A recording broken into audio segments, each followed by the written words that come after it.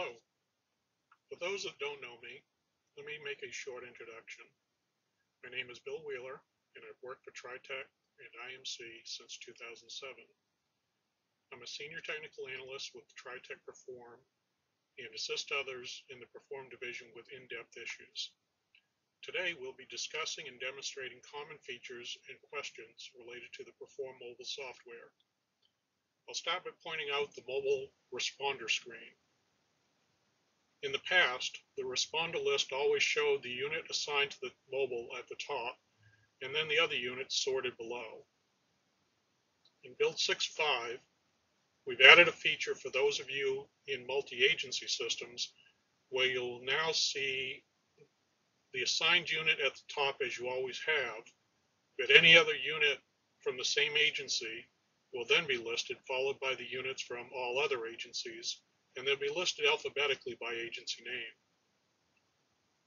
Also new in Build 6.5 is the View Mobile Dispatch log. If we click on Dispatch, you'll see a new option that says Mobile Dispatch log. This log is a one day at a time listing of all dispatch call entries. The log type allowed in the mobiles can be controlled via a field on the switch under Options, Advanced Settings, User Settings. So if we pick Options, Advanced Settings, User Switch Settings, and log in with credentials, or with somebody with credentials that can get into that field, you'll see this new field for mobile log type. You can either create a special mobile log type for dispatch calls, or you can use the drop down and select from the existing list of items that you already have. In this case, I'm just selecting the full log, and you can F10 to save that, and the next time you cycle the switch and log in and out of the mobiles, that will be the default log for the mobile units. So if I select today's date and hit F10, we can get a listing of all items. And you could click on the links associated with the call and view that data from the mobile.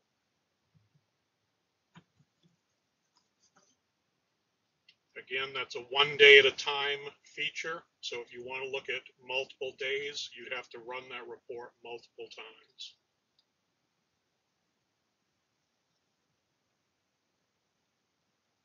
The next item we want to point out is the message window, or the message status window. If the logged on user has the correct security rights, you can double click in that window and expand it and view all items pertinent to this particular laptop. This window will show you certain names that have been running, citations in this case. You can see the top one. I imported a particular citation. I've run queries on certain names previously. And this list is only since the last logon. But you can also see what table files were updated for this unit since the last logon. And when you're done reviewing that, you can just X out of it to close it.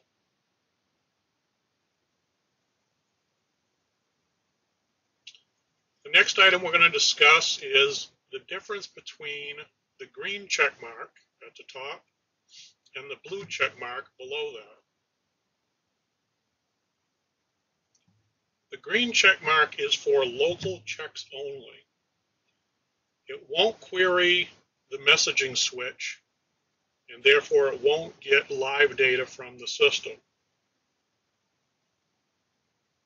It's not really useful for master names or address type queries because the local database on the laptop is never going to be as up to date as what's on the server. And it's never going to contain a full list of items for those features either.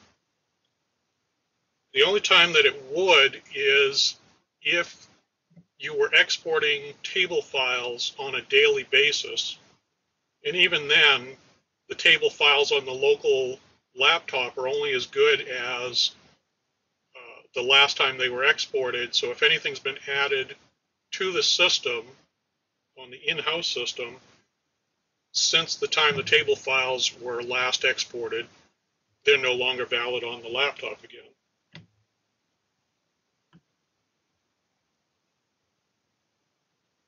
I would never rely upon the green check mark, and I would discourage your users from utilizing it.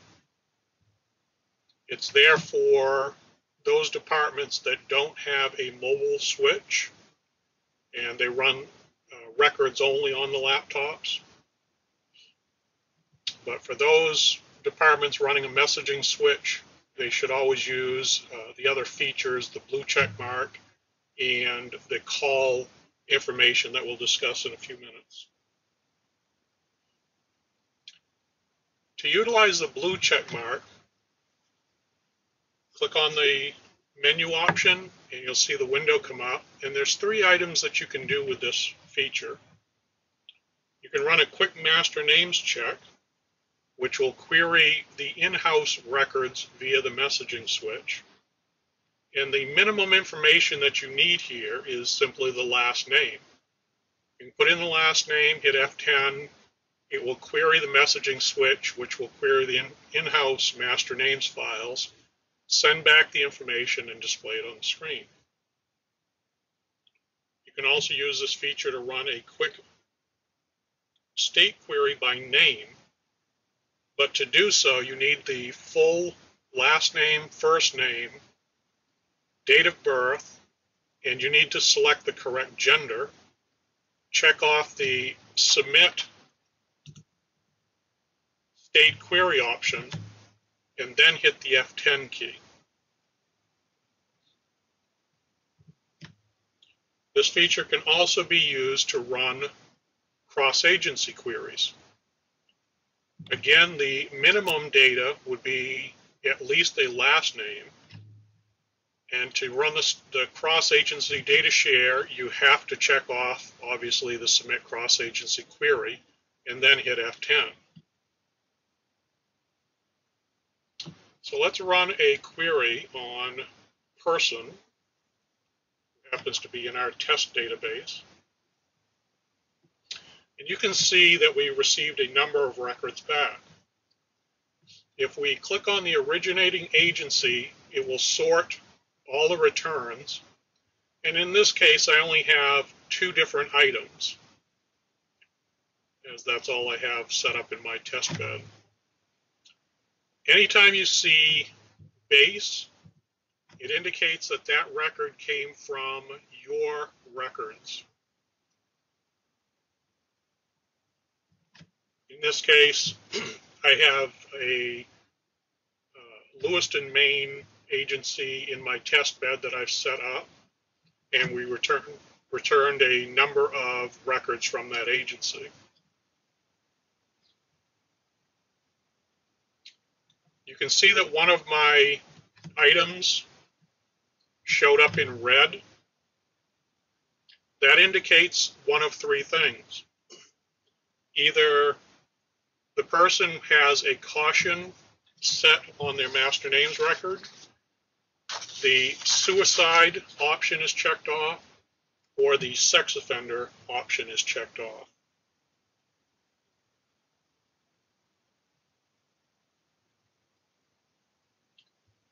Let's sort these by first name.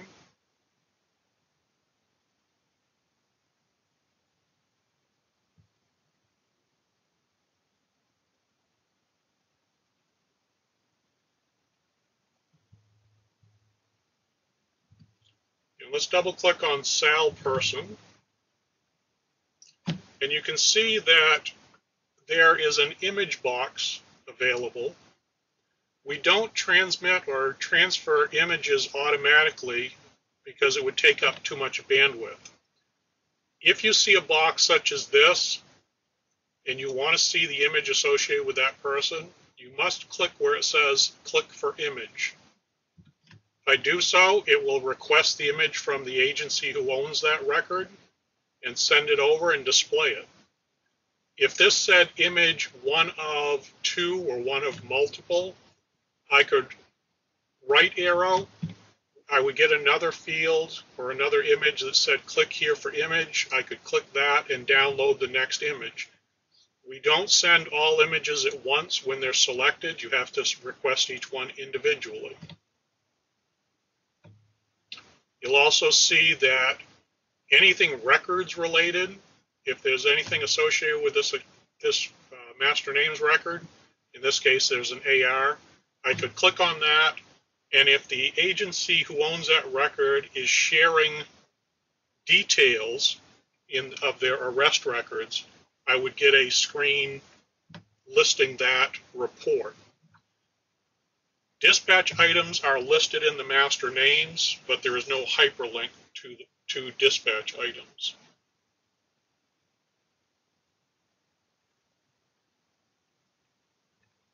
Let's close out of cross-agency.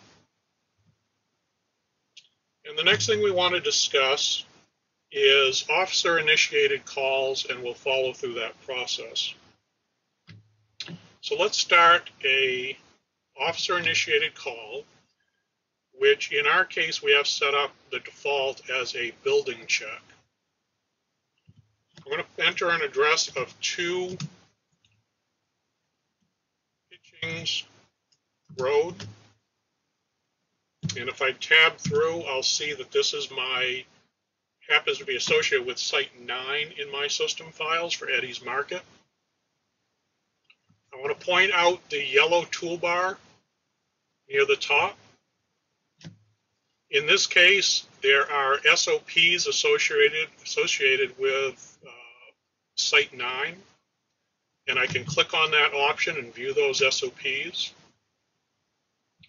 If there was an action plan, that item would be highlighted. If there were any previous calls for this particular address, that would be highlighted and we could view those. If there were any hazards associated with this address, that would be highlighted and would show. And finally, the last 4 items, we can view site information, directions, cross streets, and any hydrants.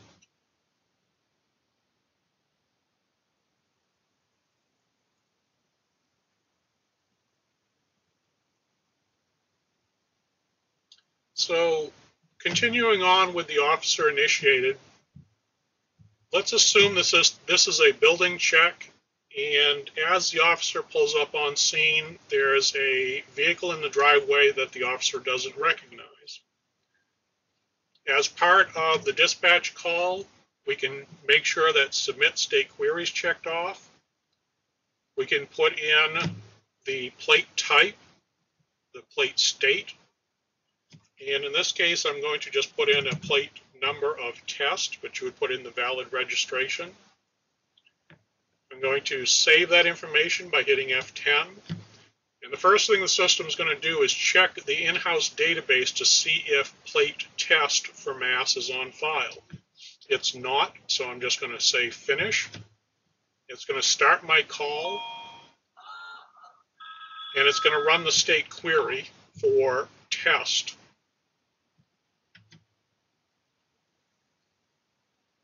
So in my return, a couple of things to point out.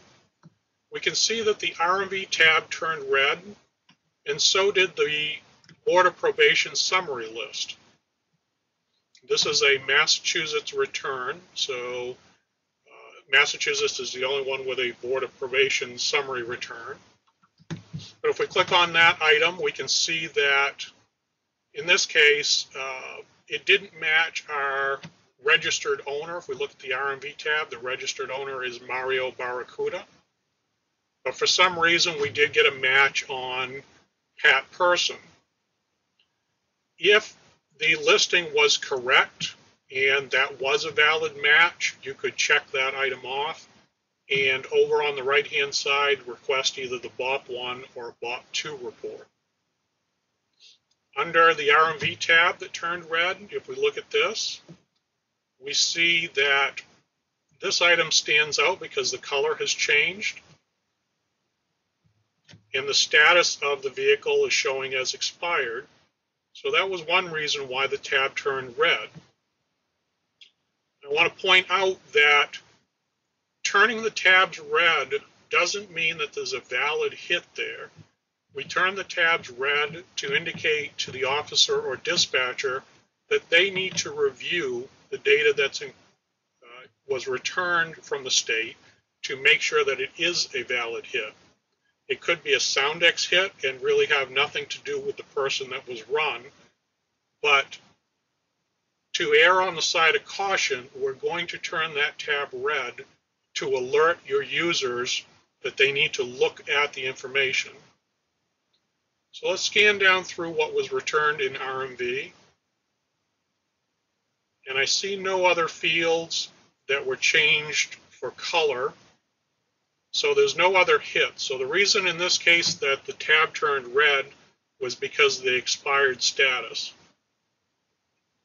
We also see that there's an admin tab in this particular case. Generally speaking, you wouldn't see an admin.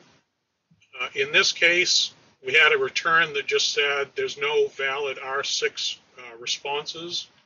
We didn't know what to do with that, that particular message, so we're going to throw it into an admin tab just so that we display it. We want to display everything that's coming back. And lastly, in this return, we see a local tab, and we see that the record on file for Mario Barracuda had no matches in our master names file. Otherwise, that information would be listed.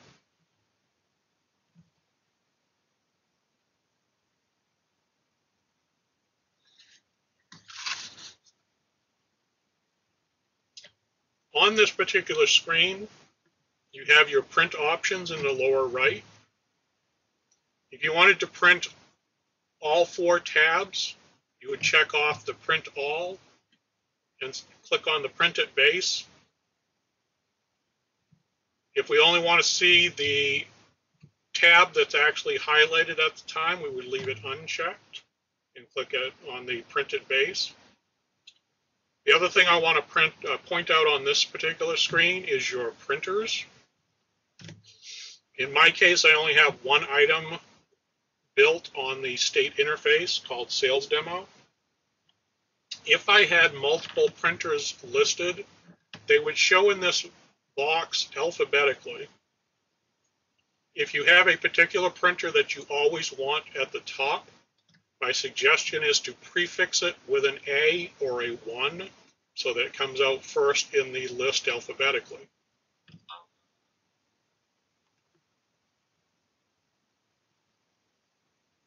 The next item we want to look at is the show fields. This window is going to show you all of the information that was returned that we can successfully parse into a call if need be. In the top section of the window, we see any people that were returned in this query. And in the bottom section, we see any vehicles that were returned. In this case, we have 2 owners or possibly co-owners. Keep in mind this is our test database, so the information may not make a lot of sense. But if there were 2 registered owners listed, they both could show up here. In this case, they're both called Mario Barracuda with similar dates of birth, but 2 separate license numbers. In the bottom section, we're showing 2 different vehicles registered with the reg number test. Generally, you're not going to see that, but it could happen if a owner transferred plates to a new vehicle and DMV still had both on file. If we want to look at individual data that will be parsed, you can highlight one of the people in the persons list and click on person, and that will show you all data that will potentially be parsed across to your call if you chose this record and clicked on the backfill button. We go back to the data, click on the other person, and then click the person tab, we can see their data. Same with vehicles. You can highlight one of the vehicles, click on vehicle, and see that potential information that will be backfilled, or select the other item and view that data.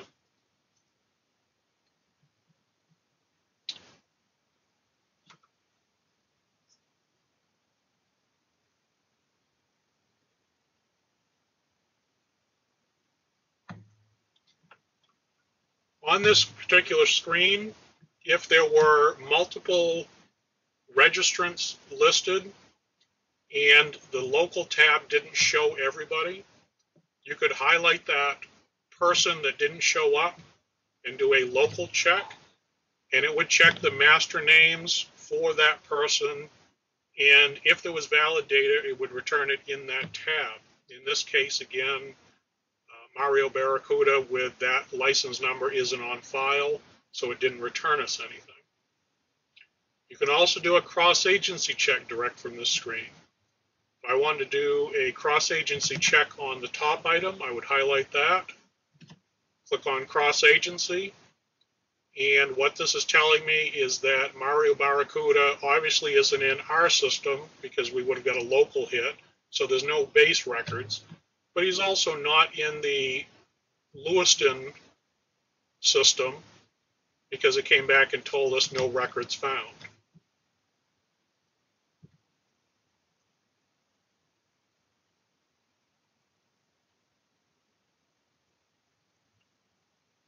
So let's say that we want to backfill the top registrant and the top registration into our call, but we only want the vehicle and the owner, not the operator. So we'll uncheck that, click on Backfill Now, and you can see that it brought over all the information for our vehicle and our owner. So let's say we have a different operator. We can come back to your mobile screen. Optionally, you can exit out of the existing response. We don't need that anymore. I can run a query on, let's do Pat Person.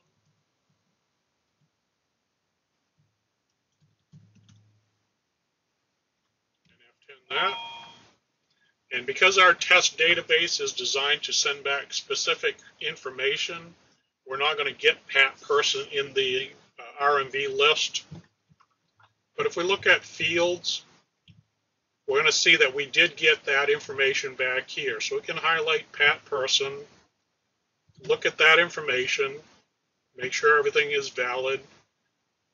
There's no social security number, sex, race, or ethnicity, so this isn't really going to update master names, but we can put the person into the call. So we will select Pat Person, leave only the operator checked off, and backfill that information. The first message you're going to get is that the vehicle has changed and they want to know if, or the system wants to know if we want to create a new vehicle. We want to add her to the existing, or him to the existing vehicle in question, so we're going to say no. And then it's going to ask if we do really want to add them to the test vehicle that we created, and we're going to say yes. So now if we look, we have our test registration for the vehicle. We have Mario Barracuda as the owner, and we have Pat Person as the operator.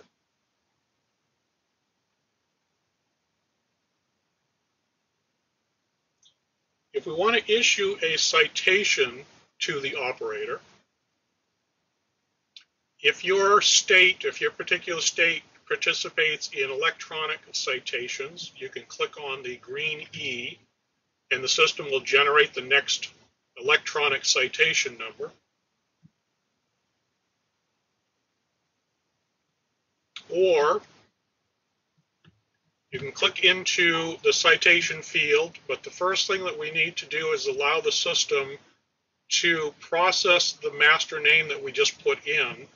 And what that's going to do is check your local database to see if Pat Person is on file, and if so, it will display the information and allow you to backfill current data or what data is in the master names into your call. Pat Person isn't on file in the system, so we're going to just finish and let that go by. We'll get into the citation field and hit the space bar, and you'll notice that it automatically put in the word new. So now when I do F10, it will save that call, send it up to base through the switch. It will generate a new citation number based on the next citation and send back a CN number. So in this case, it sent back 15-2-CN. You can do this same process from the owner tab if you wanted to issue a citation directly to the owner. So now we can edit this citation simply by clicking the edit button. This is going to open up the citation or edit citation window. You'll notice that it has already backfilled the citation number and the call number, and it's put in some of the dates and times. One thing that we see once in a while we get calls about is users will come to this screen and bypass the call. They'll hit the space bar here in the citation window and try to manually enter a call number in the call number field. Unless the call number exists on the mobile, you're going to get a message that you can't link the calls because it doesn't exist. Even though your user knows that the call exists, it only exists in the station, it doesn't exist here on the laptop. So if you follow the other procedure that we just described by doing it through the call, you won't have that issue. So from here, we can click on Backfill Vehicle Information from Call, and it'll bring over the vehicle, the owner, and the operator. Your user can then go on, fill out the rest of the screen for the citation and close it, go back over to the call, clear themselves from the call, and close that item, and then they can move on.